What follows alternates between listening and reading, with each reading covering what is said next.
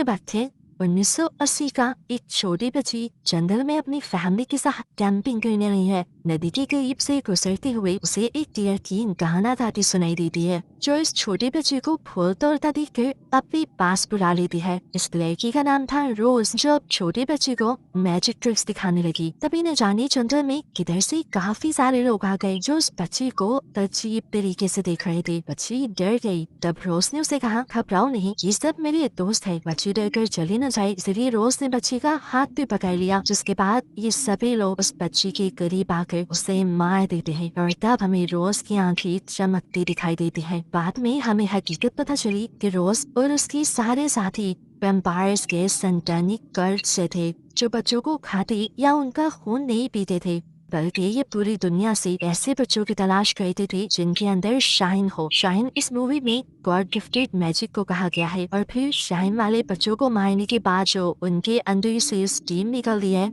ये लोग उसको खाकर हजारों सालों तक जिंदा रहते हैं। अब सीन कट होता है और हमें ओवरलुक होटल को दिखाया जाता है, जहाँ पे एक बच्चा साइकिल चला रहा है। इस बच्चे का नाम है डैनी। अब ये डैनी नाम का बच्चा अपने होटल के वॉशरूम में एक बूढ़ी औरत का भूत देख लेता है, जो दिखती ही वो बहुत ज्यादा डर चुका था। उस होटल से जब वो घर वापस लौटा तो उसने बोलना तक छोड़ दिया था। काफी दिन तक यही मामला चलता रहा। अब तो उसकी मोम भी उसके लिए काफी परेशान रहने लगी थी। अब एक दिन उसी के शहर में उसे ओवरलुक होटल में दिखने वाली एक सोल मिलने के लिए आती है, जिसे डैनी इसलिए देख पा रहा था क्योंकि उसके अंदर भी शाइन थी, मैजिकल पावर्स थी। ये सोल उसे बताती है कि जब मैं छोटा था तो मेरे अंदर भी शाइन थी, लेकिन उसकी शाइन डैनी से कई ज्यादा गुना कम थी। इसी वजह से जब वो ओवरलुक होटल के अंदर गया तो उसे कुछ नहीं हुआ, लेकिन जब डैनी ओवरलुक होटल के अंदर गया तो वहाँ पे मौजूद सभी सोल्स जाग गए, जो कि वो सारी सोल्स शाइन की भूखी थी, पर डैनी को मार कर डैनी की शाइन लेना चाहती थी। इसीलिए वो अब तक डैनी के पीछे पड़ी हुई है। ये सोल डैनी को अब कुछ बताने आई है। वो डैनी को एक बॉक्स देता है और कहता है, देखो ये एक मैजिक ट्रिक है जो मुझे मेरी ग्रैंडमा ने सिखाई थी। इसके जरिए तुम उन सारी सोल्स को कैद कर दोगे जो तुम्हारे पीछे पड़ी हुई है, वो भी इस बॉक्स में। डैनी सवाल करता है, इतनी सारी सोल्स को इस बॉक्स में? जवाब में वो कहता है, ये बॉक्स असल में तुम अपने माइंड में क्रिएट करोगे और उनके अंदर उन सभी सोल्स को कैद करोगे। अब इस सोल की बात मानते हुए डैनी अपने घर के वॉशरूम में जाता है, जहाँ पर उसे वो बुरी सोल दिखाई देने लगी थी। वहाँ जाकर वो अपने माइंड में एक बॉक्स क्रिएट करते हुए उस सोल को कैद कर देता है, जिसके बाद वो काफी रिलैक्स फील कर रहा था और इस चीज से उसकी मॉम भी खुश थी।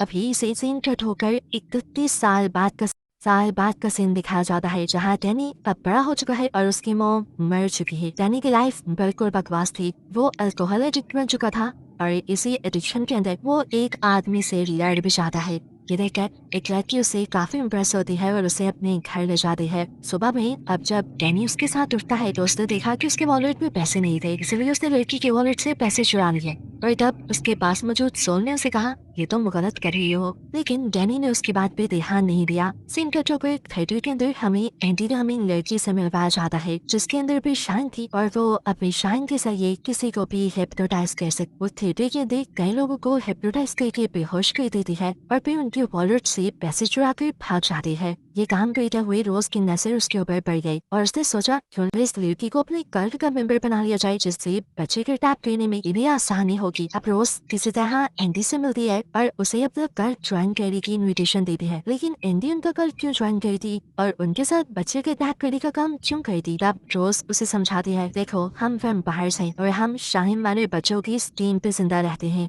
थोड़ी बहुत नहीं बल्कि हजारों साल। ये सुनकर एंडी इम्प्रेस हो जाती है और उनका कल्ट ज्वाइन कर लेती है। शाम होने पर ये सारे वैम्पायर एंडी को अपने कल्ट में शामिल करने के लिए कुछ रिचुअल करते हैं, जिसकी वजह से एंडी को बहुत दर्द हो रहा था। इसके बाद एंडी को शाइन सुखाई जाती है, जो कि उसी बच्चे की थी जिसे मूवी के स्टार्ट में इन सब ने मारा था। और उसके बाद फाइनली एंडी इनकी कल्ट का हिस्सा बन जाती है, यानी एक शाइन खाने वाली वैम्पायर बन जाती है। अब सीन कट होकर हमें एक छोटी बच्ची एब्रा को दिखाया जाता है। आज उसका बर्थडे है और बहुत सारे लोग उसकी बर्थडे पे आए हैं। उसके डैड ने एक मैजिशियन भी बुलवाया है उसकी बर्थडे के लिए। मैजिशियन जब काफी सारे मैजिक ट्रिक्स दिखाता है, मैजिशियन की मैजिक ट्रिक से इम्प्रेस होकर एब्रा घर जाकर अपने पेरेंट्स को अपनी मैजिक ट्रिक सिखाती है। उसने अपने माइंड से सारी स्पोर्ट्स को कंट्रोल करते हुए छत पर लटका दिया था और फिर उन्हें नीचे भी गिरा दिया और ये मैजिक करने की वजह से उसके मॉम डैड बहुत ही ज्यादा डर गए। साथ ही साथ उसके इस मैजिक करने से उसे डैनी और रोज दोनों ने ही सेंस कर लिया था। यदि इन दोनों को ही अपने करीब किसी शाइन वाले इंसान के होने का पता चला था। फिर अब डैनी अपनी लाइफ बेहतर करना चाहता था, इसीलिए वो दूसरे शहर आकर एक बेनामी इंसान से मिलता है जो उसे एक घर और एक जॉब दिलवाने में मदद करता है। वो यहाँ पर अल्कोहल भी छोड़ना चाहता था, इसके लिए उसे रिहेबिलिटेशन सेंटर भी ज्वाइन किया था। अब रात में जब वो सऊदी वाला था तो उससे एक लड़की और उसके बच्चे का भूत मिलने आए, जिसे देखकर वो बुरी तरह डर गया, क्योंकि अभी पिछली रात तो वो इस लड़की के साथ था। ये लड़की उसे बताती है कि रात में ड्रग ओवरडोज करने की वजह से वो मर गई और उसका बच्चा भूख की वजह से मारा गया। इन दोनों के मरने के बारे में अभी तक किसी को खबर भी नहीं है और इन दोनों की लाश अभी तक पेट पे पड़ी है। ये जानकर डैनी को सदमा लगता है। इसी सदमे को कम करने के लिए वो दोबारा अल्कोहल पीना चाहता था, लेकिन फिर वो नहीं करता। फिर अगले दिन हम डैनी को रिहेबिलिटेशन सेंटर में देखते हैं, जहाँ की एक साल में उसे जॉब भी मिली थी। यहाँ पर ऐसे लोगों को रखा जाता था जो किसी बीमारी की वजह से बिल्कुल मरने के करीब होते थे। यहीं पर डैनी एक बूढ़े आदमी से मिलता है जो मरने के बहुत करीब था, लेकिन उसे मरने से डर लग रहा था। इसलिए डैनी उसके पास जाता है और अपनी शाइन की पावर से उसे उसकी जिंदगी की अच्छी मेमोरीज दिखाता है और ऐसे उसकी मौत उसके लिए आसान बन जाती है। अब डैनी की शाइन यूज करने की वजह से एब्रा को डैनी का पता चल गया था। उसे ये पता चला था कि एक आदमी दूसरे शहर में है जिसके पास शाइन है। वो अपनी शाइन से यानी अपनी मैजिकल पावर से डैनी से कांटेक्ट करती है और उसकी रूम की वॉल पर हेलो लिखती है। डैनी भी जान गया था कि काम किसी ऐसी बच्ची का है जिसके पास शाइन है। वो भी उससे बातें करने लग जाता है और एब्रा ये जानकर खुश हो जाती है कि वो दुनिया में अकेली नहीं जिसके पास शाइन है, यहाँ पर और भी बहुत से लोग हैं। खैर अब यहाँ से कहानी 8 साल आगे जाती है और हम दोबारा डैनी को देखते हैं जो अब नशे बिल्कुल छोड़ चुका है, पर वो लोगों की आसान मौत में उनकी मदद करता है। यानी मौत के मुश्किल वक्त में वो लोगों को उनकी अच्छी मेमोरीज दिखाता है जिससे उनकी मौत उनके लिए आसान बन जाती है। इसीलिए शहर में वो डॉक्टर स्लीप के नाम से मशहूर हो गया था। हमें देखने को मिलता है कि अपनी शाइन की वजह से एब्रा और डैनी दोनों रोजाना बातें करते हैं, लेकिन आज तक वो एक दूसरे से नहीं मिले। सिंकट होकर हम रोज और उसके कर्ज ग्रुप से मिले जो आजकल भूखे मर रहे थे क्योंकि शाइन वाले बच्चे उन्हें मिल नहीं रहे थे। रोज को अब पता चलता है कि उनके कर्ज ग्रुप का एक मेंबर जो लगभग 1000 साल का हो गया था, वो अब भूख की वजह से या ये कह लें कि शाइन ना मिलने की वजह से मरने वाला है। उसे बचाने के लिए रोज अब अपना थर्मस खोलती है जिसमें उसने काफी शाइन इकट्ठी की हुई थी जो सुखा कर वो उस आदमी की जान बचाती है। जहाँ रोज का ही एक साथी एक और शाइन वाले बच्चे को आखिर ढूंढ ही लेता है, जिस बच्चे को ये लोग एंडी की मदद से हिप्नोटाइज करके किडनैप कर लेते हैं। ये लोग उसे एक करीबी पार्क में ले आते हैं और इस जमीन पे बांध कर रोज उसे टॉर्चर करना शुरू कर देती है और उससे निकलने वाली शाइन के ऊपर ये सभी लोग टूट पड़ते हैं। उसके दुख, टॉर्चर और दर्द को दूर बैठी एब्रा सेंस कर लेती है और बहुत ज्यादा चिल्लाती है। उस बच्चे के मरने की वजह से एब्रा को बहुत ज्यादा सदमा लगा था। वो ये बार डैनी को भी दीवार पर लिखकर बता देती है कि एक मर्डर हुआ है। ये सभी व्यापार अब उस बच्चे की स्टीम लेने के बाद उसे दफना देते हैं और अब रोज अपने पूरे कर्ज को बताती है कि किसी ने उनको सेंस कर लिया है, कोई उनको जान गया है, किसी को पता चल गया है कि उन्होंने मर्डर किया है। और जिस बच्चे को ये बात पता चली है उसकी शाइन किसी आम इंसान से 1000 गुना ज्यादा है और अगर हम उसे पकड़ कर मार देते हैं तो हम उस बच्चे की शाइन से 10 साल तक जिंदा रह सकते हैं, वो भी बिना किसी को मारे। अब एब्रा जिसे बच्चे की मर्डर की क्यूरियोसिटी हो गई थी कि आखिर उसे किसने मारा है, वो इंटरनेट पे गुमे हुए बच्चों के बारे में इंफॉर्मेशन देती है जहाँ पर उसे मरने वाले बच्चों का पता चल जाता है। अब वो उस बच्चे की मेमोरीज के अंदर जाती है और देख लेती है कि आखिर उसके साथ हुआ क्या था, उसका मर्डर किसने किया था। उसे अब वैम्पायर की कल्ट के बारे में पता चल चुका था। वो अभी उस बच्चे के मर्डर की और इन्वेस्टिगेशन कर रही थी कि एकदम से वो रोज के माइंड के अंदर पहुंच गई। रोज जो इस टाइम एक ग्रोसरी शॉप में थी वो भी अपने माइंड के अंदर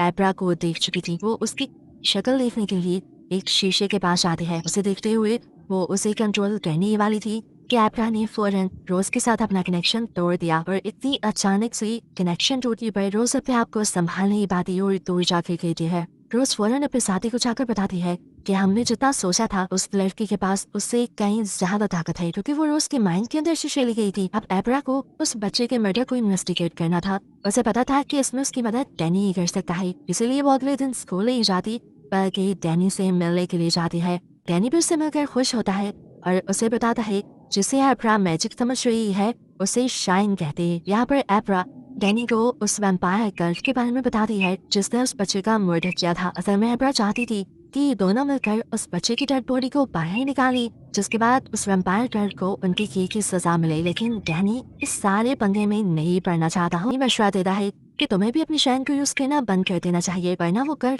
तुम्हें भी सेंस करके तुम्हें भी मार डालेगा। फिर इनकी ये मीटिंग यही खत्म होती है और रात होने पर अब डैनी से मिलने वही सोल आती है जो बात बढ़ाया करती थी। वो डैनी से कहती है तुम्हें एब्रा की मदद करनी चाहिए, वरना वो कर एब्रा को ढूंढ कर उसे मार देंगे। और रही बात मेरी, मैं अब हमेशा के लिए अपनी सोल्स की दुनिया में जा रहा हूँ, आइंदा मैं तुमसे कभी मिलने नहीं आऊंगा। ये सुनकर डैनी को थोड़ा दुख हुआ था, लेकिन अब उसने फैसला कर लिया था एब्रा की मदद करने का। सेम कट होकर अब हमें दिखाया जाता है कि वैम्पायर रोज अपनी बॉडी से अपनी सोल को अलग कर लेती है और फिर आसमानों में उड़ते हुए एब्रा की शाइन पावर को सेंस करते हुए उसके घर में घुस आती है। वो उसकी मेमोरीज में जाकर उसे कंट्रोल करके उसे मारना चाहती थी, लेकिन एब्रा तो उसके आने के बारे में पहले से ही जानती थी, इसलिए एब्रा ने उसके लिए एक जाल बिछाया हुआ था।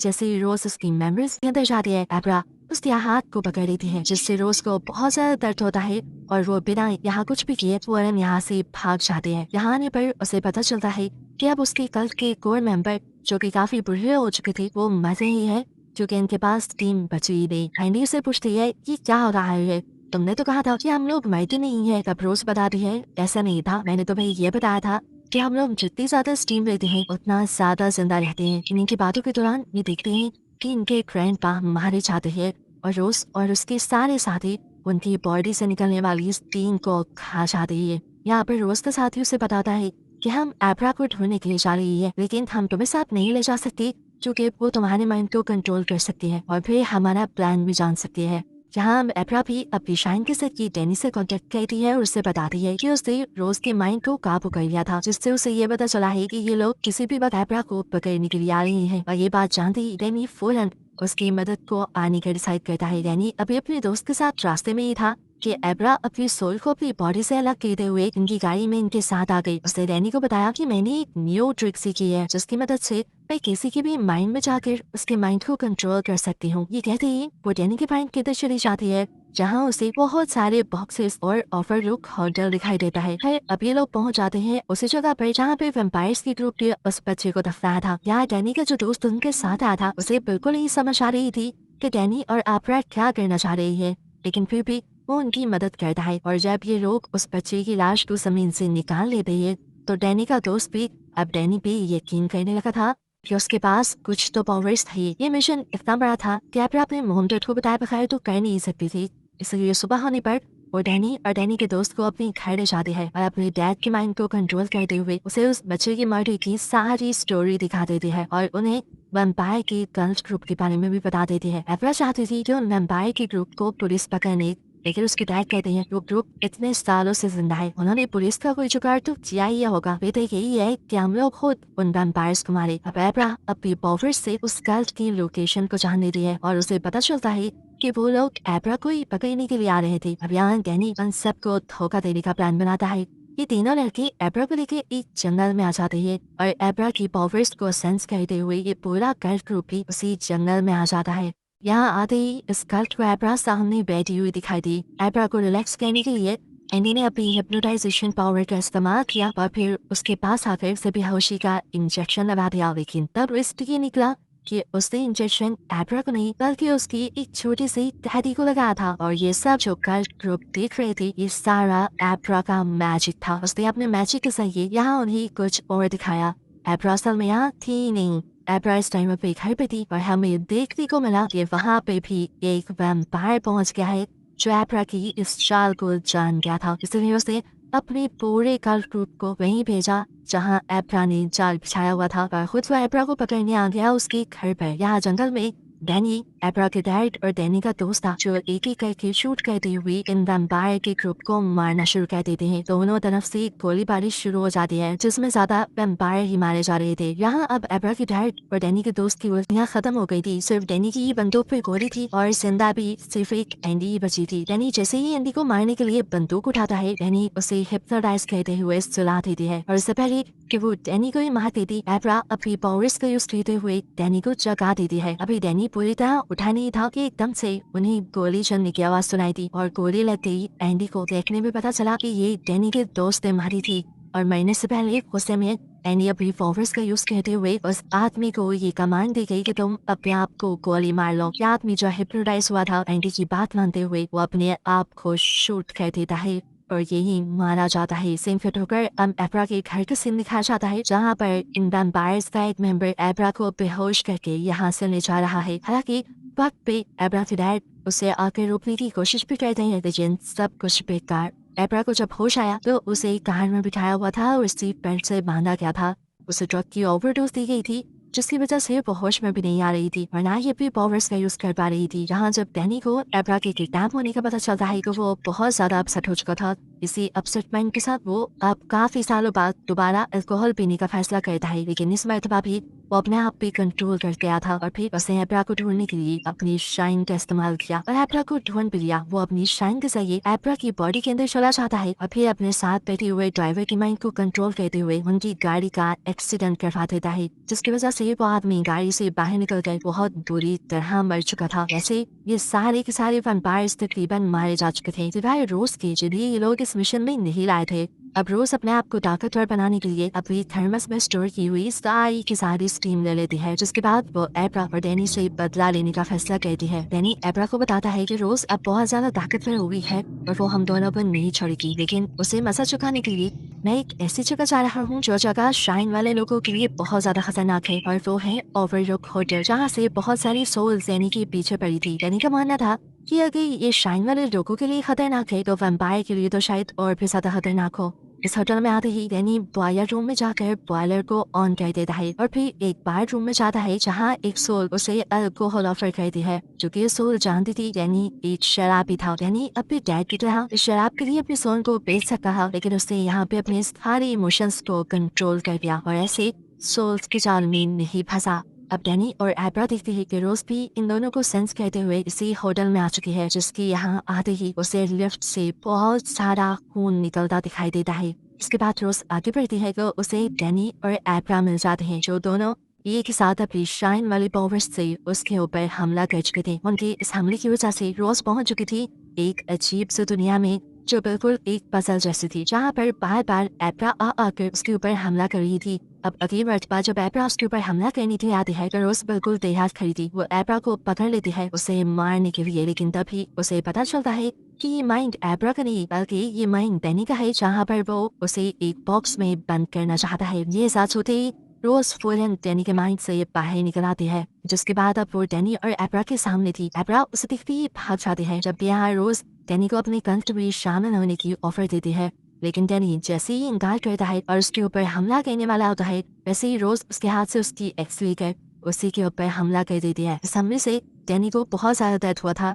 रोज ने उसे उठाकर सीढ़ियों से नीचे भी फेंक दिया था। दर्द की वजह से उसके अंदर से उसकी शाइन निकलने लगी थी जिसे रोज अब अपने अंदर ले रही थी। अब यहाँ पर रोज डैनी को मारने के लिए उसके माइंड के अंदर चली जाती है जहाँ डैनी फौरन अपने माइंड के अंदर मौजूद सारे बॉक्सेस खोल देता है जिसमें उसने ओवरलुक होटल के सभी सोल्स को रखा हुआ था। वो सोल्स जो कई सालों से डैनी के माइंड में मौजूद बॉक्सेस में बंद थी काफी भूखी थी। वो वहाँ से बाहर निकलते ही किसी भूखे शेर की तरह एक वैम्पायर यानी इस रोज के ऊपर हमला कर देती है और उसे बुरी तरह मार कर खा जाती है जिसके बाद ये सारी सोल्स मिलकर डैनी को भी अपने कंट्रोल में कर चुकी थी। वो उसे प्रोसेस कर लेती है और फिर डैनी अपने ये साथी यानी एब्रा को मारने के लिए अपनी कुल्हाड़ी लिए उसके पीछे भागता है। यहाँ पर एब्रा को भी इस होटल की सभी सोल्स दिखाई देती है और तभी उसके सामने डैनी भी आ जाता है। डैनी अपने आप को बहुत ही मुश्किल से उन सारी सोल्स की पोजेशन से निकालता है और एब्रा से कहता है जाओ मैंने यहाँ का बॉयलर रूम ऑन कर दिया था। यह होटल किसी भी टाइम फट जाएगा,